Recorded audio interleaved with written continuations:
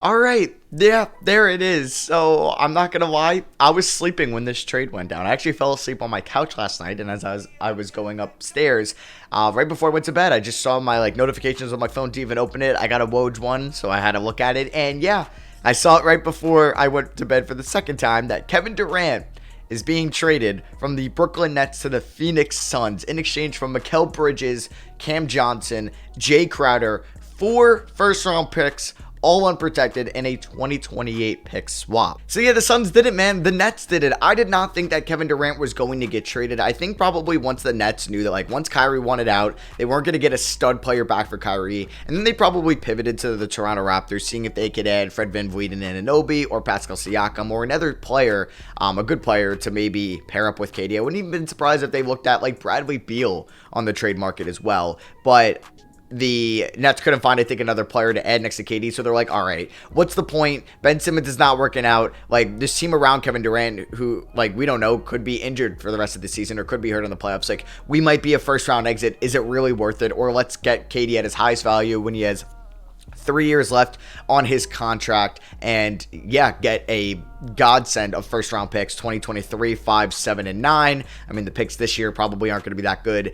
2025, you'd assume Chris Paul's out of the league then, or at least not in Phoenix. KD's probably towards the end of his career too. I still think he'd be playing at a fine level. Booker, though, and Aiden, who they were able to keep, are going to be still relatively young at that time. 2027 and 2029, who knows? It's funny because Minnesota Timberwolves gave up a similar pick package and honestly a decent amount of player talent and got back Rudy Gobert. I could keep comparing these type of trades to the Timberwolves Rudy Gobert trade, and that will go down as one of the dumbest trades in NBA history. I'm sorry, I already mentioned that in the D'Lo reaction video, but yeah, the Suns are going to. I was kind of shocked they got to keep DeAndre Ayton, but I don't think the Nets really wanted Ayton just because of Nick Claxton. I don't know if there was a poison pill restriction that they couldn't get a third team involved, like Toronto or somebody else, and sent DeAndre Ayton over there. I mean, Toronto got their center. We'll talk about at the end of the video. I didn't even realize that till this morning.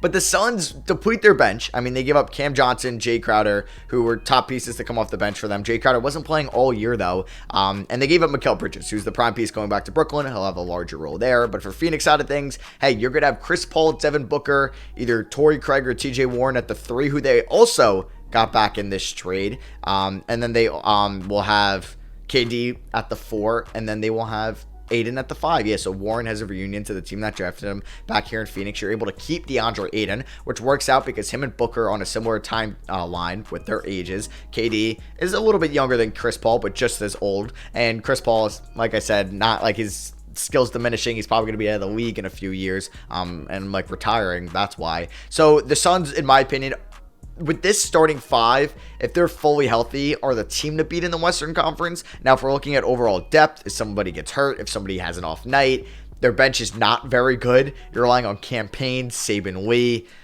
We'll see if they enter the buyout market. I'd assume that they'd love if Rashawn Holmes was there or if Josh Richardson was there. I don't Cam Reddish would have been nice, but Cam Reddish will not be there. If one of those guys, maybe somebody on the Nets enters the buyout market, like Seth Curry, they could look for more shooting. I don't think Eric Gordon's entering the buyout market. So yeah, they do need better bench players, but they don't have any other assets to now give up unless they wanted to move Aiden for multiple guys, which probably wouldn't have been crazy if San Antonio maybe wanted Aiden and you could have gotten Pirtle and Richardson for him. I don't know. I'm just throwing that out there.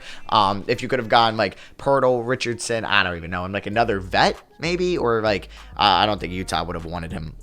But either way, the Suns with this starting 5, I think, is the team to beat. We'll see if Memphis now pivots very hard, or even the Pelicans for OG Anunoby. Woj even tweeted that out, that he's going to be super demanding today because teams are going to want somebody that can guard Kevin Durant. So, 2 of the other top teams in the Western Conference, the Grizzlies and maybe the Pelicans, when they're fully healthy, they're going to look at Anunoby. I would think the Nuggets would probably try to acquire an Anunoby, but they really can't get the money to work because they're not trading Aaron Gordon, Jamal Murray, Michael Porter Jr., or Jokic, unless they wanted to do KCP, which they could possibly do. If they wanted to do KCP and Highland in a first for Anunoby, I don't know if Toronto values Highland that much. I don't think they really would, but maybe Denver would go after him. I don't think OKC would really have the money. I mean, OKC could send Wiseman, Moody in a first, or Wiseman Kuminga in a first. That would get the money to work, but I don't think that OKC is going to do it. Or not OKC, sorry. I meant to say Golden State. The Clippers don't really have the assets for that. I think they're still going to try to get Fred VanVleet, but then they're also going to look into the buyout market for Russell Westbrook. So yeah, the Suns, they finally did it, man. They were talking about KD going to the Suns in the offseason. All of those had basically all these draft picks, Bridges plus Aiden. And it makes you think, like, would the Suns have rather had Cam Johnson than DeAndre Ayton for this team going forward? Now, for the Nets side of things, I don't know, man. A year ago, a little bit over a year ago, you had James Harden, Kyrie Irving, and Kevin Durant. Now you have 0 of them. 2 weeks ago, you had Kyrie and KD. Now you have neither of them. So yeah, the Nets really fell off hard. They won one playoff series. KD's large foot size, shoe size is the reason maybe they didn't go to the conference finals in 2021. And yeah, it was a giant L. It was a big failure. Woj tweeted out it was a clean sweep. They got DeAndre Ayton, they got Kyrie Irving, and they got Kevin Durant. Now, if vibes were fine when Kevin Durant was in his rehab year, maybe James Harden was the thing they shouldn't have done, because you still would have had possibly bringing back Dinwiddie as a guy off the bench still. You might have got outbid by Washington, but you still would have had Jared Allen. You still would have had Karis LeVert.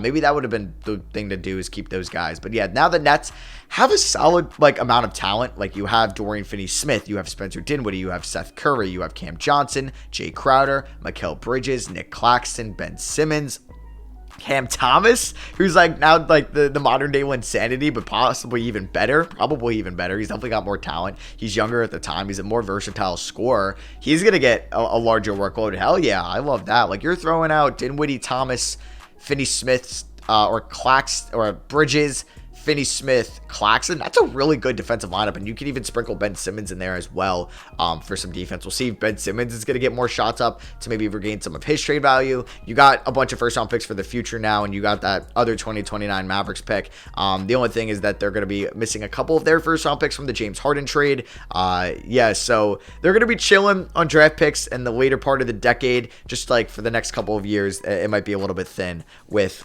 no first-round picks. I don't know if it's 2024 and 2026. Yeah, so they don't have it in 2024. 2025 is a swap. Okay. And then 2026, the Rockets have it. And then in 2027, they're kind of chilling again. Yeah, so for the next 3 years, they don't really have their draft picks. So you still want to remain competitive, and I think this roster can definitely remain competitive in the Eastern Conference, especially with the play-in tournament. Because like I just mentioned, you have 8 or 9 guys that are very talented, and you're going to have some draft picks coming up. You might be able to get creative with some cap space as well. So I think the Nets are going to be fine. I predict that they're going to be probably around the 8th or 9th seed at the end of the season. I think they'll still be in the play-in tournament, but I think teams like the Knicks, the Heat, the Hawks, even if they get in, or the Raptors, who made a win now move and getting Pirtle, they're probably going to pass the Nets at that time. So yeah, it sucks that it came to this, but I think I applaud the Nets for realizing, all right, it's not worth it if we can't add another guy next to KD to just go into the playoffs, get bounced in round 1, and then what else are we going to do? So they get 4 first-round picks, all unprotected. They get a pick swap in 2028. Matt Ishbia, the new owner of the Suns, makes a splash as he just gains ownership. It always happens. It happened with the Timberwolves and Rudy Gobert this past offseason. So yeah, I think good job Nets. Suns, good job as well. You got to figure out the bench if you want to win a championship, but either way,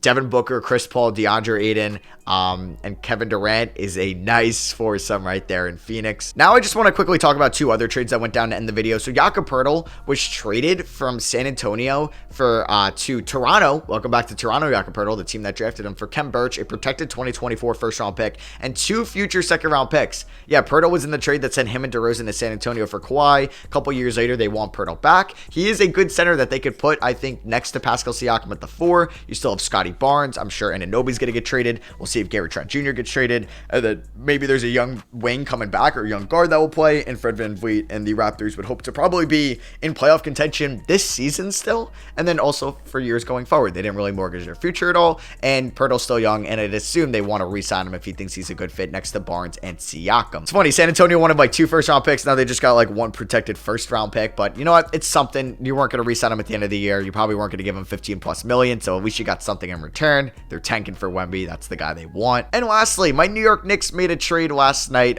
in which they send Cam Reddish, Ryan Arcidiacono, I always butcher his name, and Svi Mikhailiuk, and a protected first-round pick this year that could turn into 2 or 4 seconds if they don't make the playoffs for Josh Hart. Now, I love Josh Hart on the Knicks. He's one of the best. I think he could be the best rebounding guard in the league, if you wouldn't say it's like Luka, but nah, I think Josh Hart's up there for somebody his size. He's a good defender. He's a solid 3-point shooter. His 3-point shot has kind of dropped a little bit this season. He hasn't had a large role in Portland. Now, I'm not going to say he's going to have a larger role in New York, because I don't think he will, because you have RJ, you have Brunson, you have Quickly, you have Randall all in front of him, and I'd assume he's going to start, and this is going to bump Grimes to the bench, and it's going to be something like Brunson, Hart, Barrett, Randall, Mitch Robb / Isaiah Hardenstein, and then you're going to have Quickly and Grimes run that bench unit, which is fun for me. I guess Miles McBride's going to play a little bit less. But yeah, I like Josh Hart for the Knicks. He has a player option next year, which he could opt out of, but then if he opts, I think, into it, it's partially guaranteed, so then the Knicks can release him if they didn't want to pay his full salary, but I think they would want to get an extension done. Hopefully it doesn't cost too much for the Knicks.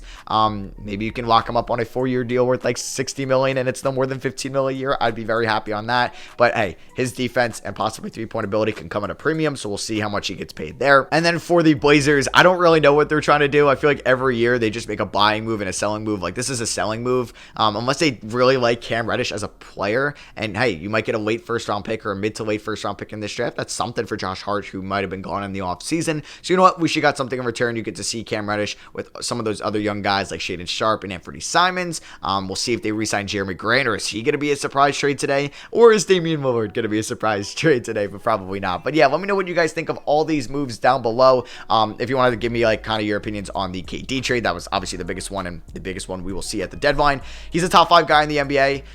When was the last time we saw a top 5 guy get traded? I guess Kawhi was technically a top 5 player, but his injury was like weird in San Antonio, and he didn't play, so it kind of hurt his value. I guess Harden in Houston was a borderline top 5 player when he got traded, and Anthony Davis was probably closer to like 8 or 9 when he got traded from New Orleans, and maybe there's somebody I'm even missing. But yeah, let me know what you guys think of all these moves down below. Drop a like if you guys did enjoy, and I'll catch y'all on the next one. Peace.